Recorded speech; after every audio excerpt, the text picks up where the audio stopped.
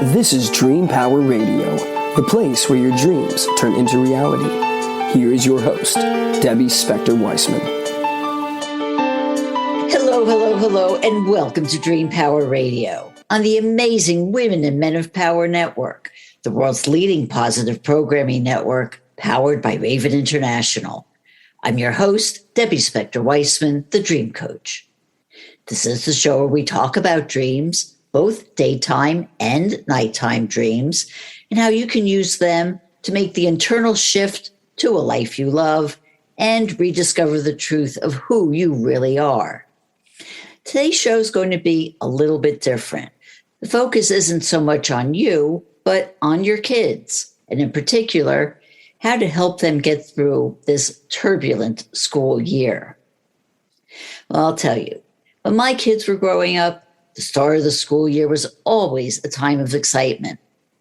Excitement for my children, who were happy to see their friends on a daily basis, if not so happy about having to combine that with studies and homework.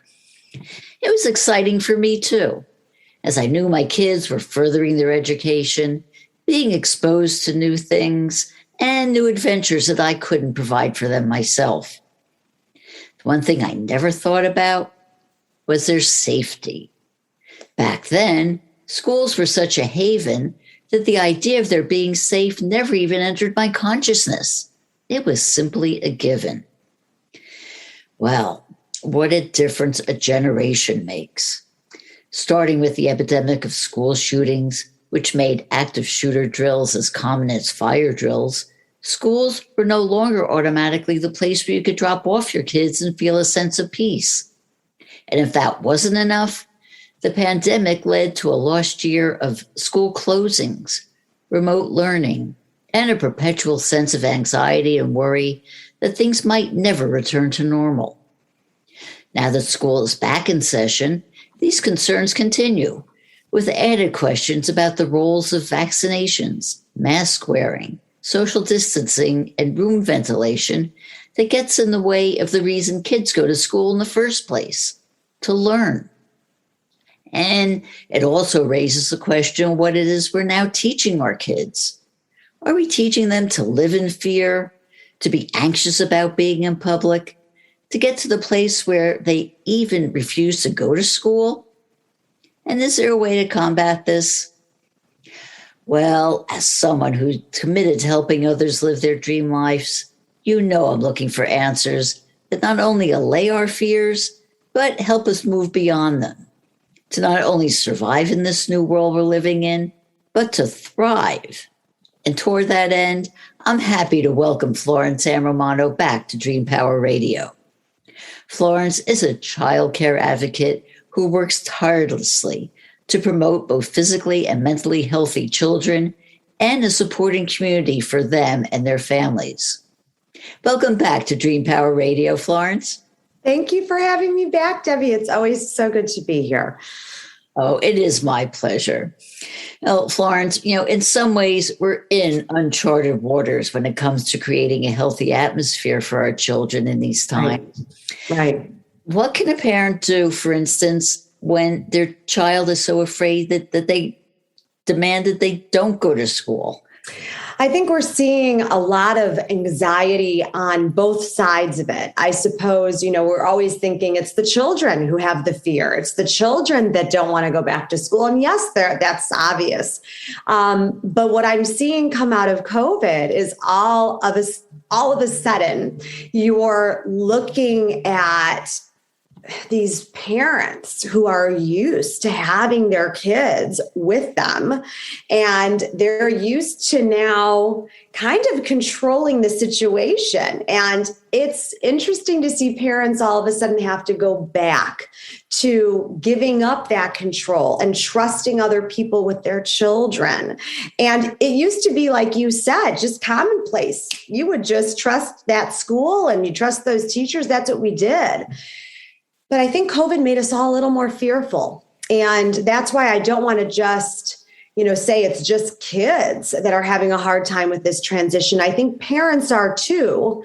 And I think that's making the kids also feel a sense of anxiety because they're picking it up from their parents as well. Kids are very perceptive that way. Energy is everything. And so I really want to concentrate on how both parties, parents and children, are coping with it and how they can help each other. Yeah, well, I tell you, the truth is kids aren't going to be listening to this. It's the parents who are. And you're right. Kids don't live in a vacuum. And, they are picking up things that are going on all around them. So let's talk about the parent. How does a parent deal with the fears that they have, whatever the fears may be? I think talking to other parents is important. I'm seeing a lot of my friends do that, where they're going to their friends in their community and saying, hey, I'm really struggling with this. Is this something you're feeling too? Is it just me? I think in life, we never want to feel we're like the crazy one, right? Like we're the only one who has these thoughts. And so I think parents are turning to other parents to help kind of calm them down in that way and say, okay, I'm not alone in this. And I wonder if I can learn something from these other parents. How are they coping? What are they doing? Yeah. The other thing is I am a big, big advocate of communication. I think we need to make sure that we're also communicating with our children. Children are fearful of things, and I think they think adults are not scared. Adults seem to have all the answers. Adults, they don't get nervous. They seem infallible. And I like being able to pull back the veil on that for children so they can see that the feelings they're feeling are also similar to what adults are feeling. And that validates them and also makes you relatable to them in a different way, on a different level.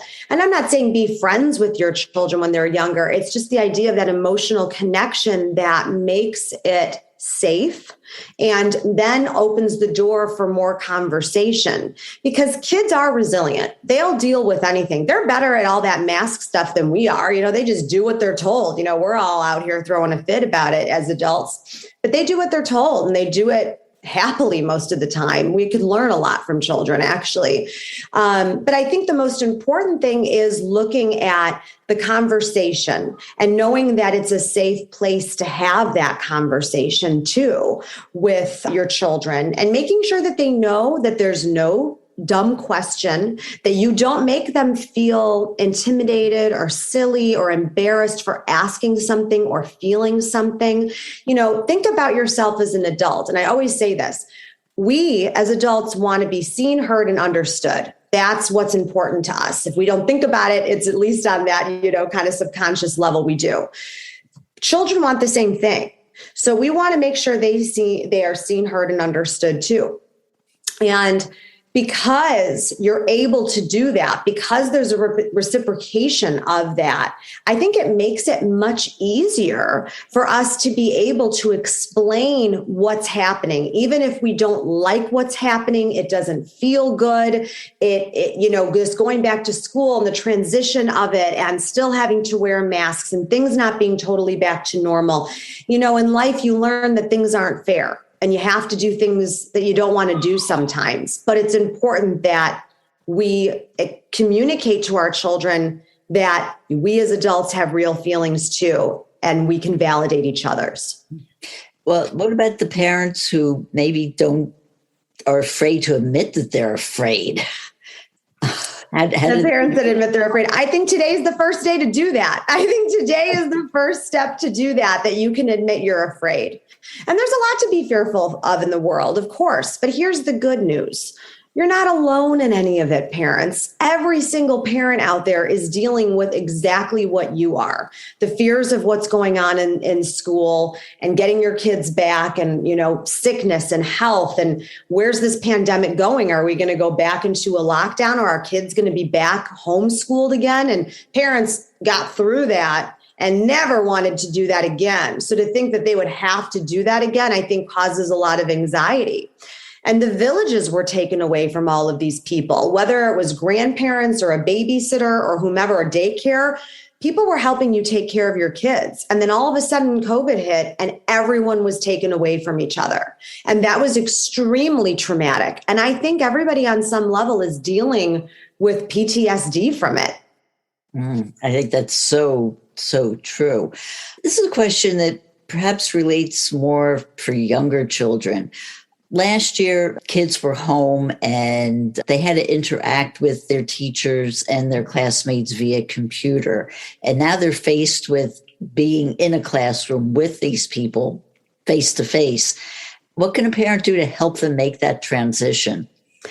It's funny that you say that because people have been talking about how even adults have to learn to be social again. Like we don't know how to be with people anymore. I remember it was recently, like a few months ago, maybe. And it was like the first time I saw people in person. And I remember someone came up to me and gave me like a kiss on the cheek and a hug. And I was like, oh my God. You forget that you could go back to that. But I do think that there is something to be said for re-entering society in that way. But that's the least of my worries, I think, for children, because you see it's like riding a bike. All of a sudden you're back with people and you click back into that. And kids do. They've been missing their village. We talk about how it takes a village to raise a child, but children have their own village. They have people that they need and count on. So I've seen that transition is the easier one out of them for kids.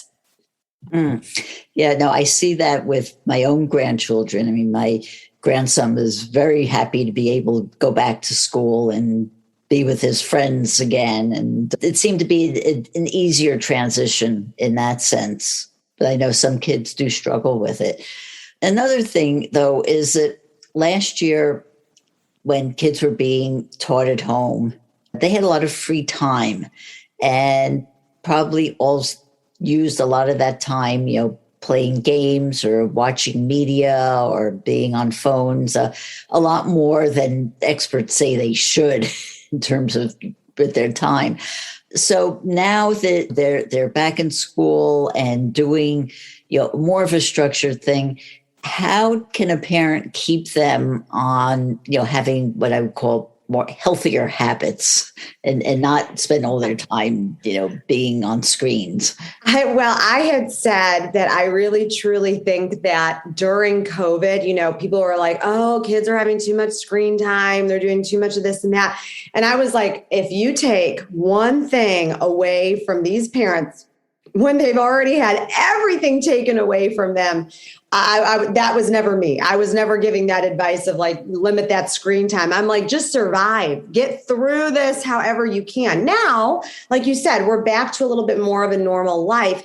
Yes, I think having a routine or going back to some sort of boundaries is important, where you do have a schedule, you have a structure. Maybe you get screen time when you come home for school for an hour before you start your homework, or maybe it's what the reward is at the end of the night after you're done with your homework before bed, whatever it might be, but I do think this is the time to start those routines again, to start those expectations again in the home.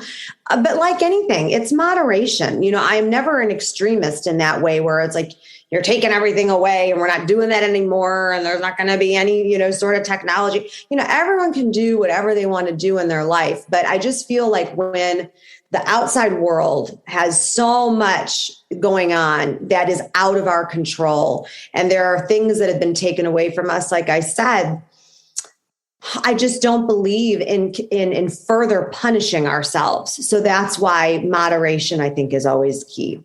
And so you also just said about schedules. So you think schedules are important, and, children respond to them. One of my friends was talking to me about how, they weren't doing their chores anymore, and they used to have a chore chart and do all of that every day. And they kind of got off of that with COVID, and they brought it back now with the beginning of the school year. And they started it about a week before everyone went back to school, which I think is smart because you got to prepare for it.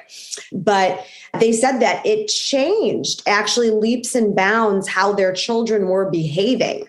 because they do crave that structure. They don't want to be told that they need structure. Don't tell the kids that, but they want it on a level that maybe they can't access or realize. But it does change the behavior of your child. It changes the rhythm of your home. So again, start small. Maybe it's a chore chart. Maybe it's something like that. Or maybe it's just, you could be very simple. It's just the expectations or the values of the home that's taped to your refrigerator or something like that.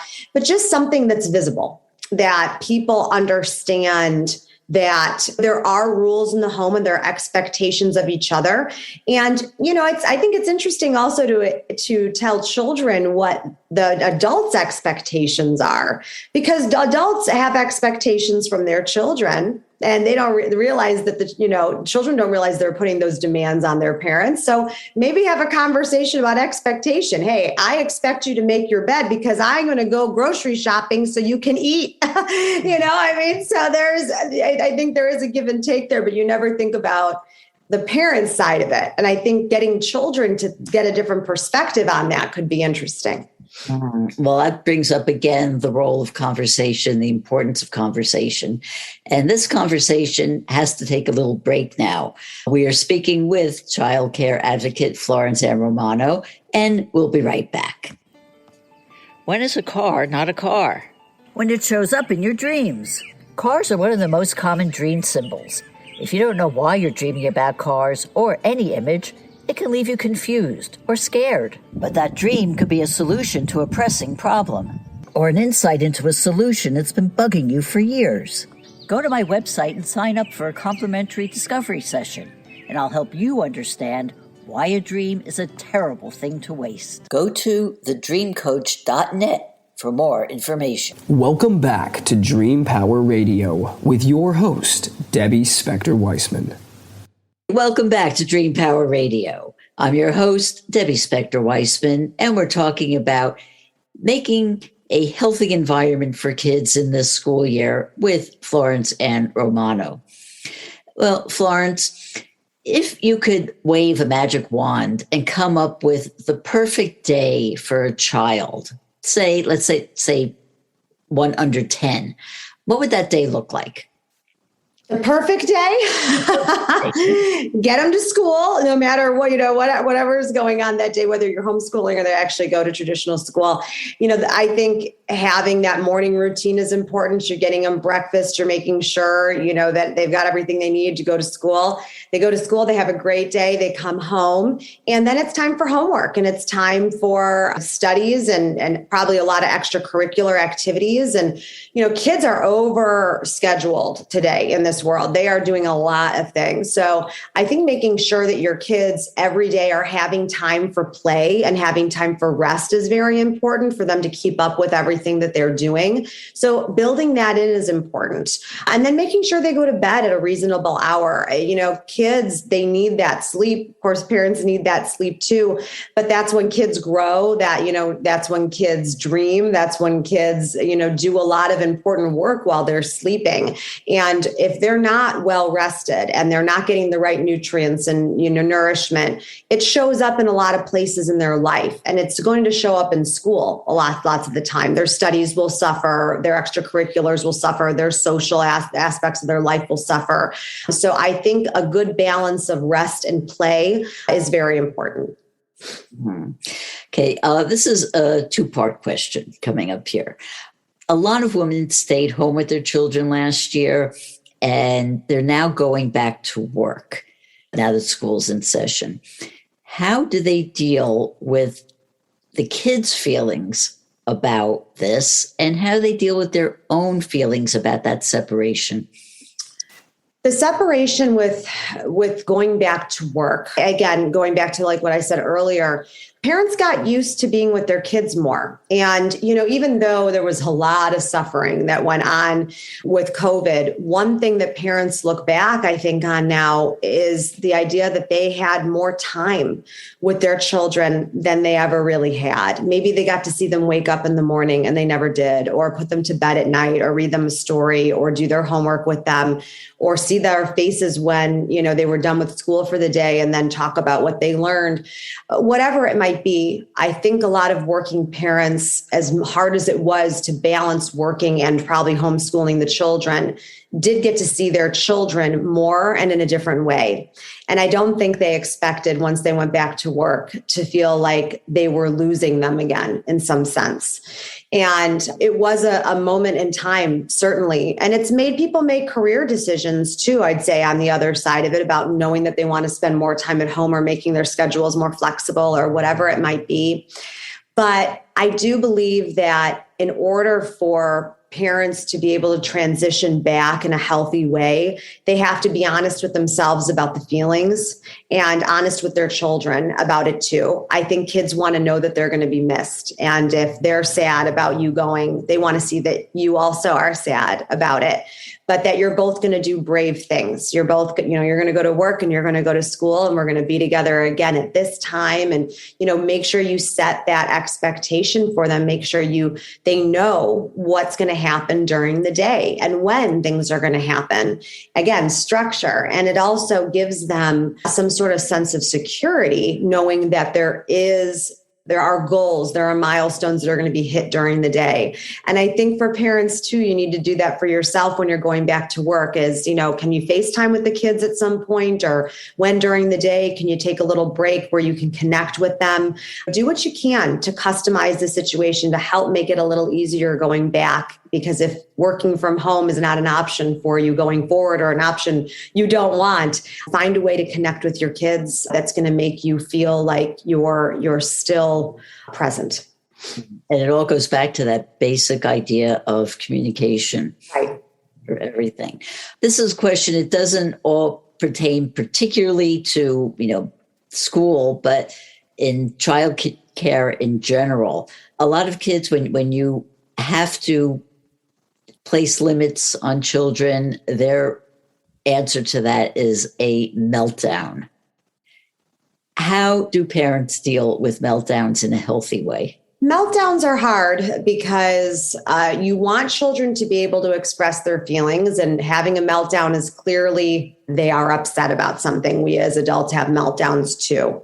I think the most important thing during a meltdown is not to escalate the situation any more than it is. Clearly, they're having an emotional reaction. If you can get down on their level, even physically, and start to calm them down and say, try not say to them, but have them try to match your energy. Your calm energy is going to help them calm down too. Have them take some deep breaths, acknowledge the feelings that they're feeling, that you see that they are upset. You see, you can actually say those things out loud to them so they feel seen, heard, and understood in that way. And then ask them, what can I do to help you right now? And then start that conversation. And it will calm them down enough to hopefully be able to start talking in sentences about what's going on. But it's also distracting them from whatever it is that just triggered them. But don't go into the situation with the same type of energy that they have, because nothing is going to happen. The same way as adults, when you're talking to someone, if someone's losing it on you and you start screaming back, you can't fight fire with fire. It's the same thing with kids. You have to try to calm the situation, diffuse the anger, diffuse the feelings at least. Well, what about the kid who, even if things are calmed down, is reluctant to speak and to express their emotions? I think it's important for you as the parent or caretaker to start teaching them an emotional language, because it doesn't come naturally to everybody. And so if you start saying, you look like you're having a hard time following directions right now, or you're having a difficult time because you don't want to do whatever it is, X, Y, or Z that we're doing. If you can actually describe to the child, to them, that I see how you're reacting, this is what I think you're feeling, then if you can start asking him at least yes or no questions, is this how you feel? Is this what you want? That will at least start getting the conversation going if they don't know the words to use. But sometimes you need to be able to teach them that. And it takes time. It's not something. It does. Oh gosh, that's not going to happen overnight. That's the hard thing, because everybody wants things to happen right now. Exactly. Instant gratification. That's the world we live in, though. So, kids are no different. I know that's the hard part. Speaking about the world we're living in right now, the country is very polarized. And what if you're a parent who believes in vaccinations and in wearing masks, and you find out that your kid's best friend has parents who are anti-vax and anti-masks? And what do? Do you break up the friendship? How do you deal with that?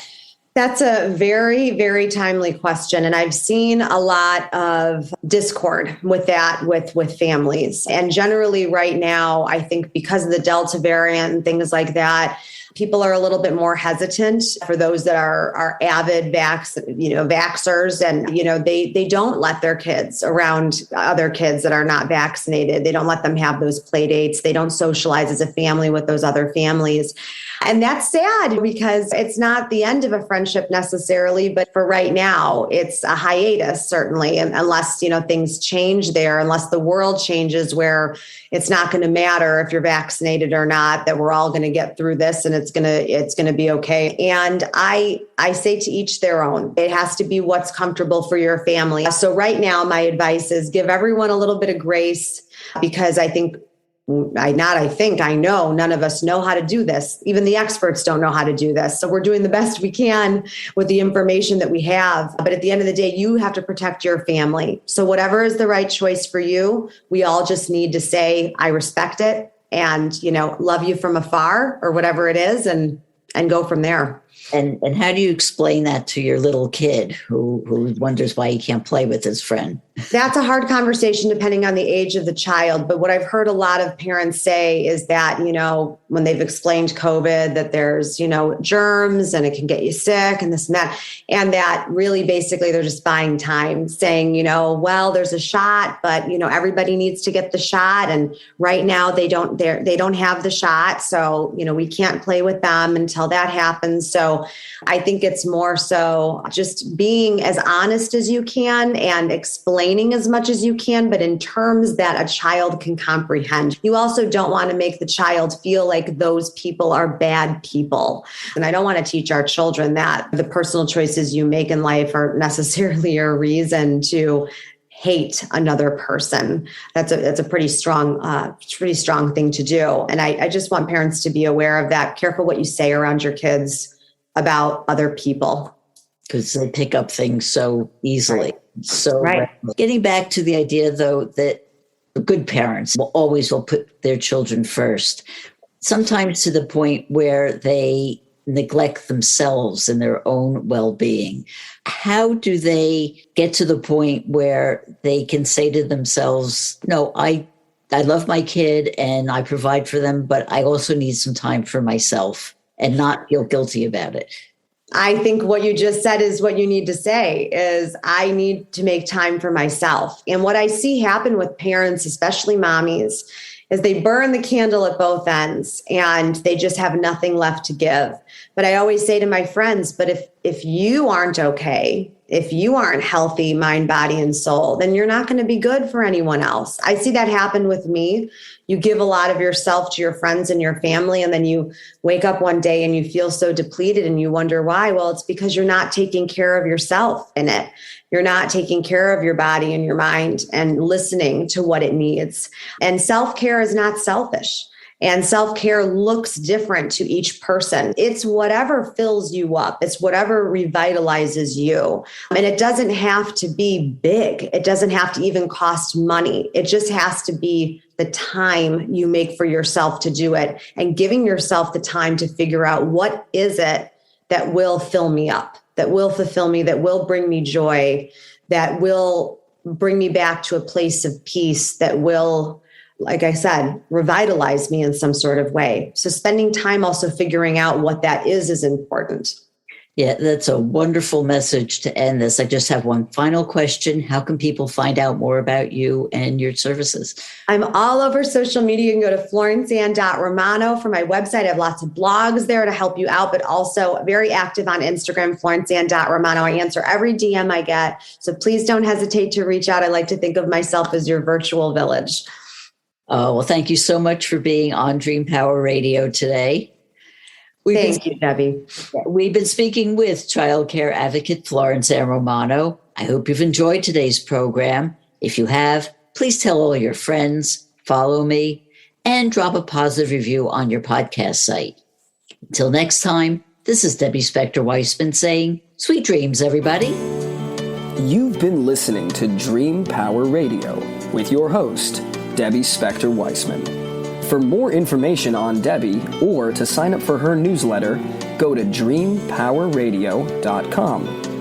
This has been Dream Power Radio on the amazing Women and Men of Power Network, the world's leading positive programming network, powered by Raven International.